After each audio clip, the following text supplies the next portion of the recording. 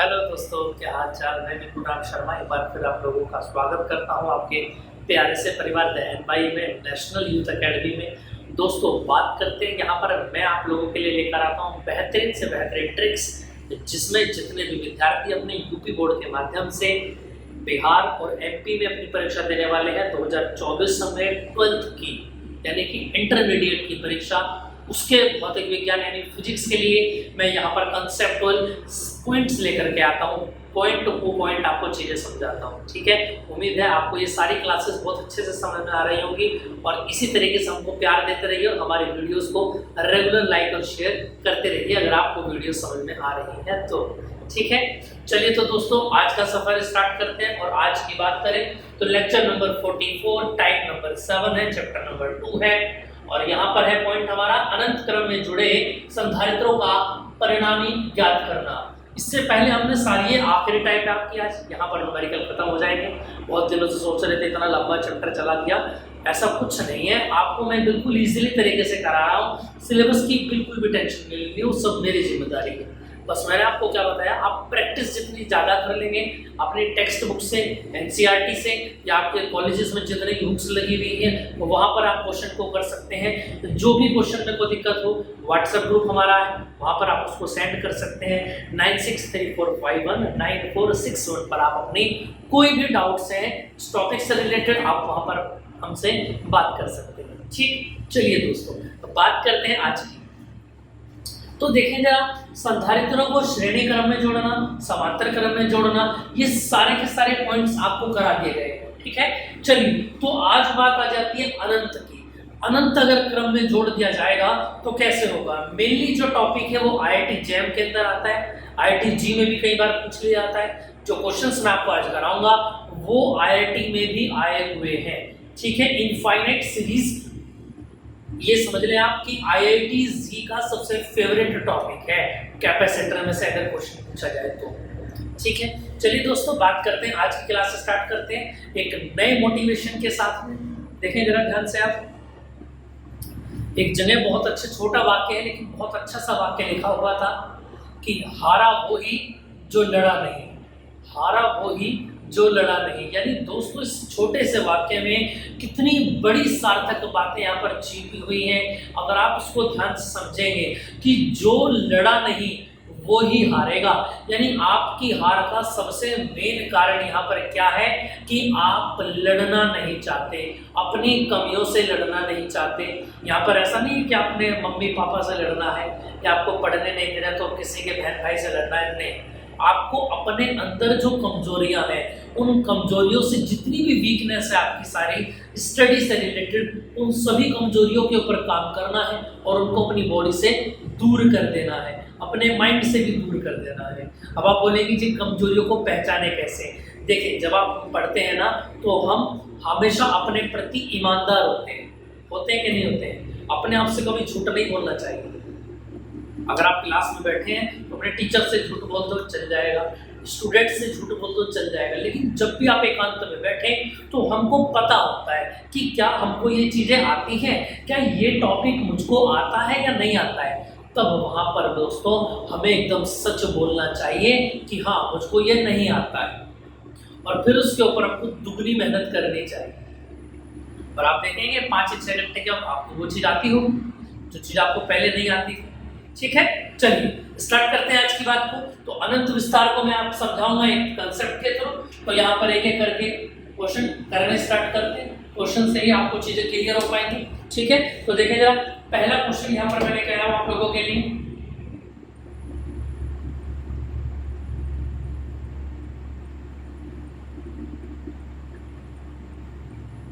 इस क्वेश्चन को बहुत ध्यान से समझेंगे आप लोग क्योंकि अच्छा क्वेश्चन है।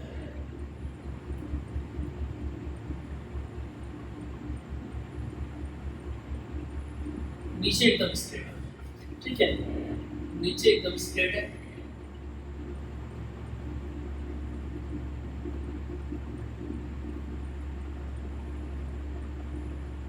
ऊपर के 6 हैं और नीचे के 8 माइक्रोफैरड 8 माइक्रोफैरड 8 माइक्रोफैरड और इसी तरीके से जुड़े हुए हैं आगे करते हुए क्रम में। और एंड सून ये जुड़े हुए हैं कहां तक,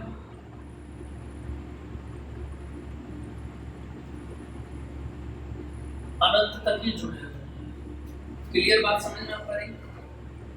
और यहाँ पर सवाल हमारा ये है कि ए और बी के बीच में जितनी भी धारिता है ये धारिता आपको यहाँ पर बतानी है। क्लियर बात समझ में आ पा रही है? यही तो प्रश्न है हमारा। ठीक, चलिए यही क्वेश्चन है हमारा कि find equivalent capacitance between A and B. A और बी के बीच में आपको क्या निकालना है, इक्विवेलेंट निकालनी है। देखो अगर मैं यहाँ से बात करता हूँ, देखेंगे जरा यहाँ से एक बात ध्यान देंगे आप, माना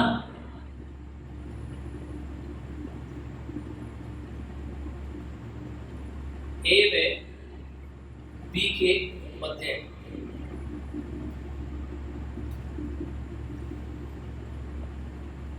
तुल्य धारिता सी है।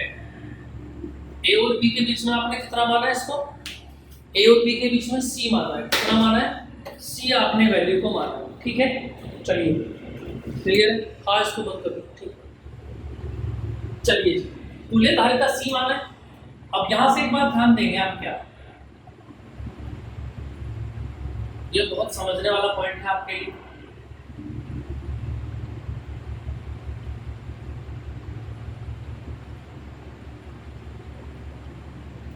अब देखो यहां से आगे ध्यान रखिएगा, देखो जरा टोटल की भी हमने ए और बी के बीच में भी तुल्य धारिता कितनी मानी है, सी।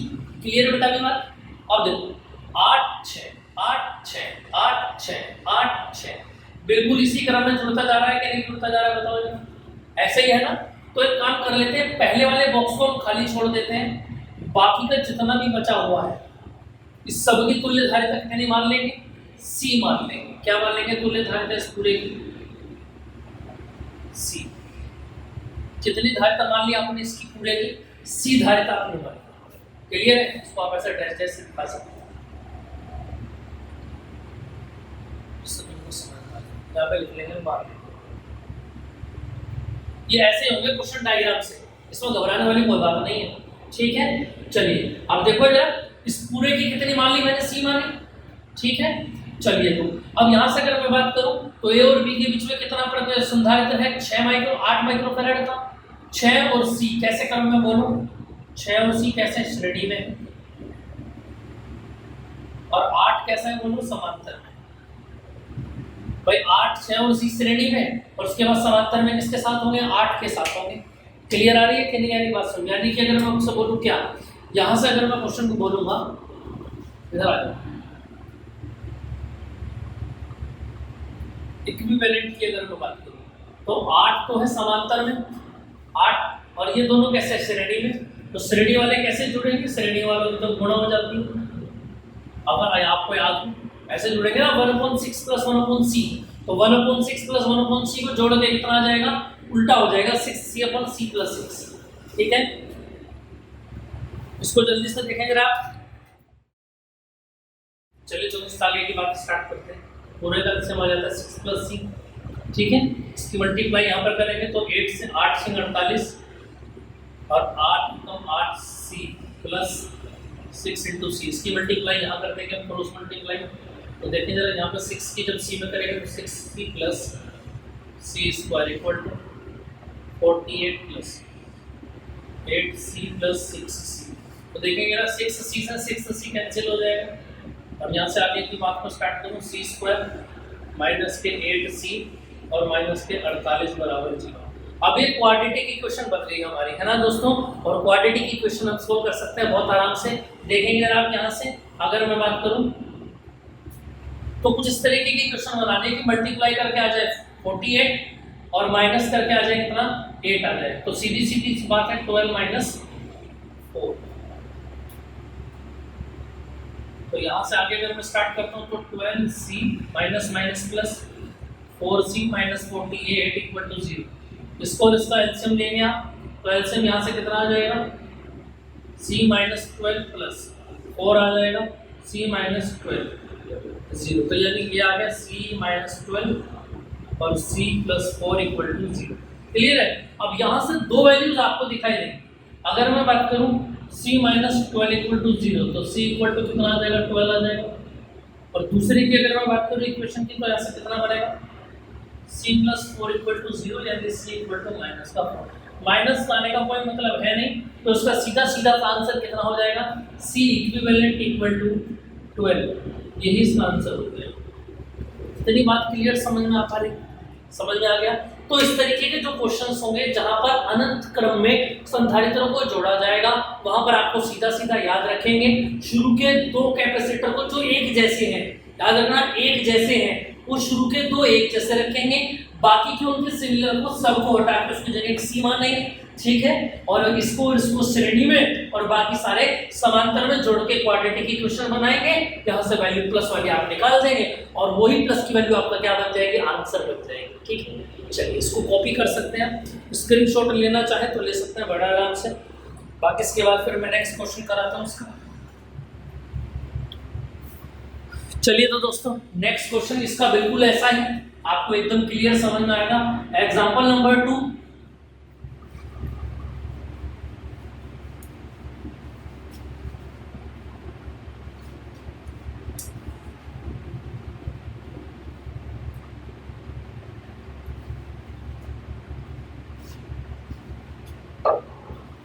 चलिए क्वेश्चन मैं स्क्रीन पर लिख देता हूं।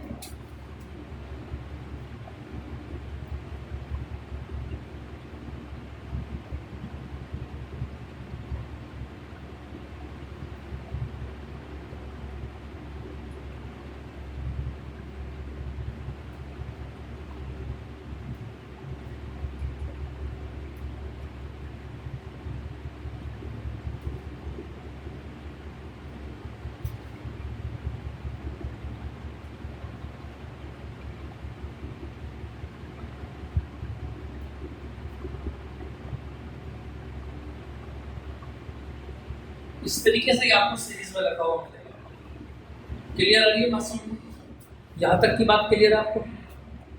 चलिए तो इतनी बात समझ में आ गई होगी आपको, क्लियर है। चलिए अब इसको जोड़ना स्टार्ट करते हैं। ये किस तरीके से ट्रांसफॉर्म होगा, इधर आ जाइए।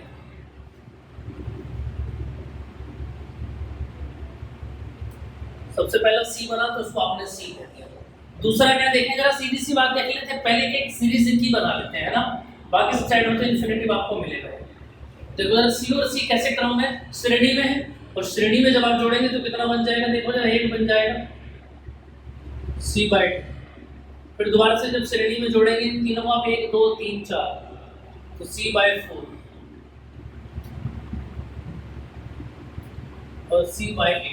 क्लियर बात समझ में आ पा रही है। तो कितने कितने कैपेसिटर आपके पास हो गए, c plus c/2 plus c/4 plus c/8, और ऐसे ही चलते चलते यहाँ से आगे भी अगर मैं बात करूँ तो यहाँ पर क्या बन जाएगा, c/16।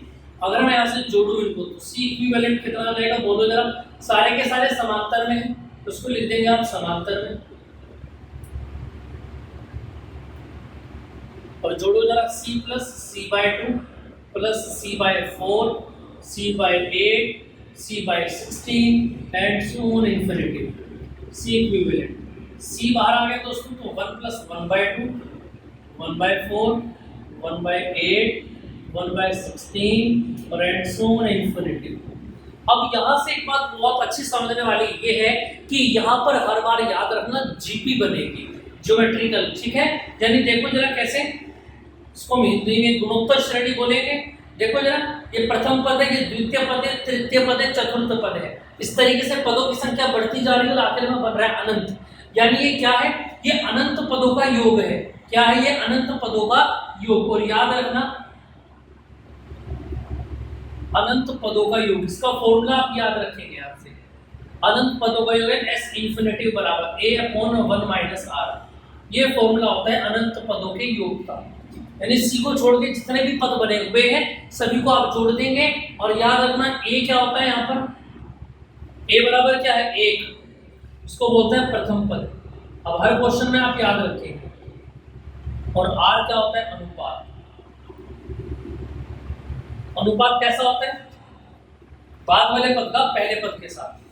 जैसे कि अगर मैं बोलूं ऊपर 1/4 और नीचे 1/2 है, तो याद रखना 1/4 ऐसा ही रहेगा, और 1/2 का 2/1 बन जाएगा, 2 दूनी 4, कितना आ गया 1/2 आ गया। ऐसे अगर आप 1/16 ऊपर कौन सा पद रहेगा, बाद वाला, और नीचे कौन सा पद रहेगा, उससे एक कदम पहले वाला। जैसे यहाँ पर मैंने क्या रखा, 1/4 ऊपर रखा और 1/2 नीचे रखा। ऐसे ही आप कर सकते हैं, 1/8 को ऊपर रख सकते हैं, 1/4 को नीचे, 1/16 को ऊपर रख सकते हैं, 1/8 को नीचे, 1/2 को ऊपर रख सकते हैं, 1 को नीचे। तो आंसर सेम ही यहाँ पर आने वाला है। ठीक है, चलिए तो देखें जरा, सी इक्विवेलेंट यहाँ से कितना बन जाएगा आपको, भाई सी तो पहले से ही आपके पास। ठीक है, इसका आ जाओ, ए का मतलब क्या है, पहला पद क्या बोलो, ए 1 माइनस आर का मतलब क्या है, ये भी आ गया 1/2। इसको देखेंगे ना, C equivalent equal to C into, बोलो ऐसे कितना बनेगा, 2 एकम 2, 2 में से क्या 1/2, यानी 2 को ऊपर लेंगे तो सी इक्विवेलेंट कितना बन जाएगा, 2 सी बन जाएगा। आई बस इतनी बात क्लियर है, यहाँ तक की बात क्लियर हो गई होगी आपको। चलिए बहुत बढ़िया, ये आपको समझ में आ गया होगा। इसका जल्दी से कॉपी कर लें आप, ये याद रखना, इस तरीके के क्वेश्चन आपको जरूर मिलते हैं, IIT जी की पहली पसंद होते हैं। समझ आ रही है बात। और आपका बोर्ड का पेपर थोड़ा सा ज्यादा अगर टफ बना दिया गया तो इस तरीके के प्रश्नों का उसमें गृह प्रवेश हो जाता है। ठीक है, तो ये था अनंत विस्तार के लिए, जल्दी से इसको करें।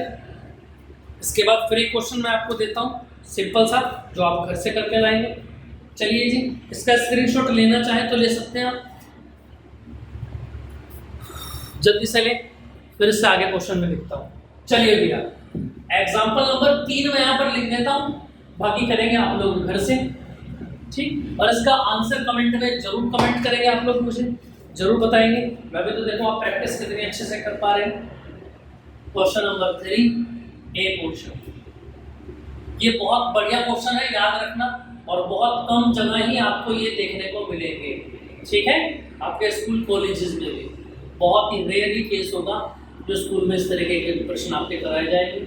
ठीक है, थोड़ी सी वहाँ पर टाइम की कमी भी होती है स्कूल के अंदर, तो इसलिए भी टीचर कई बार चीज़ों को कंप्लीट नहीं करा पाते हैं। बाकी आपको यहाँ पर मिल रही है तो आप इसको कर सकते हैं। 1 माइक्रोफैरड और 1 माइक्रोफैरड, 3 माइक्रोफैरड, 3 माइक्रोफैरड, ये 5, ये 6, ये 7, ये 9 और ये भी 9 है, 7, 7, ये भी 8 है। ठीक है, और इस तरीके से जुड़ते जुड़ते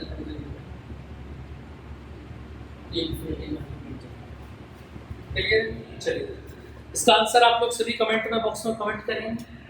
थोड़ा सा मैं आपको हिंट दे देता हूँ, जब समान संधारित्र हो, 1 माइक्रोफैरड 1 माइक्रोफैरड, क्लियर है, 3 माइक्रोफैरड 3 माइक्रोफैरड, 9 माइक्रोफैरड 9 माइक्रोफैरड, 27 27, तो याद रखना जब सेम होते हैं, जब संधारित्र सेम होते हैं तो उनके बीच में याद रखेंगे आप क्या, जब संधारित्र सेम हो तो उनके बीच में जो होता है याद रखना, बीच वाले में कोई धारा नहीं रहती है, यानी विभवांतर कैसा होता है, समान होता है।